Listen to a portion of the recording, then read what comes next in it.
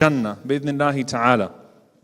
And I want you to think about all of us in this room holding on to a rope that is extended from the heavens, from the sky. Think of that image, the person next to you, and each one of us holding on to the person under us, trying to make sure that none of us fall.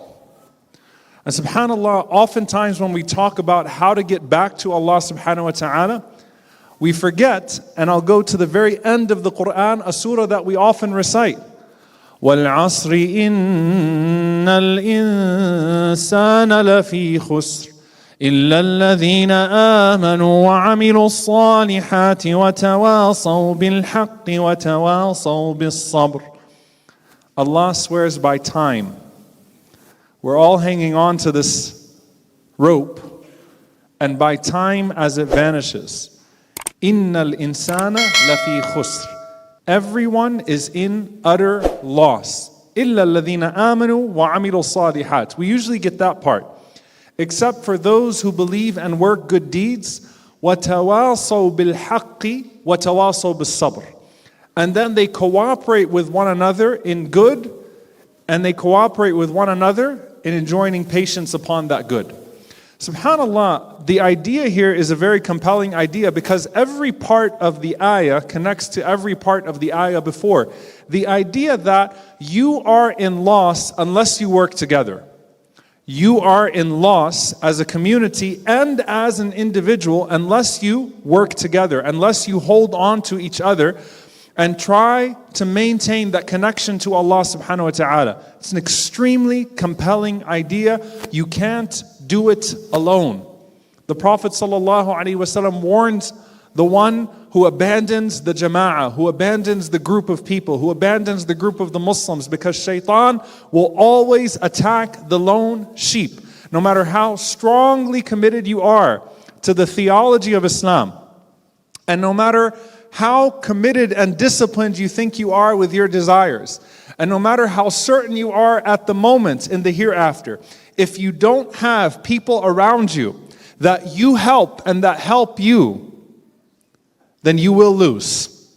You will fall off because you have no one to hold on to and no one that you are holding. And those things become equally important. So again, I want you to think about this image for the entirety of this lecture, bi'idhnillahi ta'ala.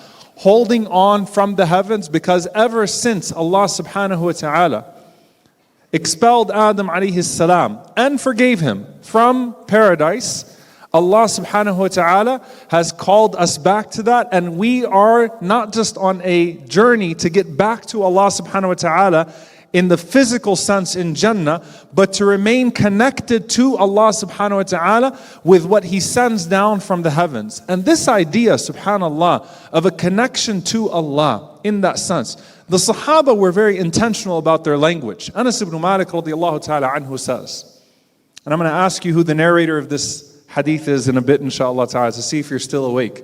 Anas ibn Malik radiallahu ta'ala anhu says that Abu Bakr and Umar radiallahu ta'ala anhuma went to visit Ayman radiallahu ta'ala anha as the Prophet ﷺ used to go visit her.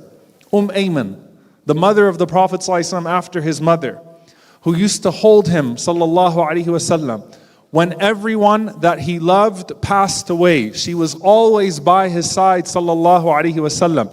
She used to go there and monitor him during the battles with her feet swelling, with her concerns overwhelming her. And the Prophet ﷺ says, how are you, O Ayman? She says, Ana bi khair, I am good so long as Islam is good. As long as Islam is good, I'm good. And this is a woman that certainly is going to miss the Prophet ﷺ. And Abu Bakr and Umar, may Allah be pleased with them, they go and they visit her the way the Prophet ﷺ used to visit her. And they find her crying. And they make assumptions. Why? Because what do you think she's thinking about? What do you think she's crying about? If she used to monitor the Prophet ﷺ throughout, then perhaps she's concerned. What happened to him? Where is he? I miss him.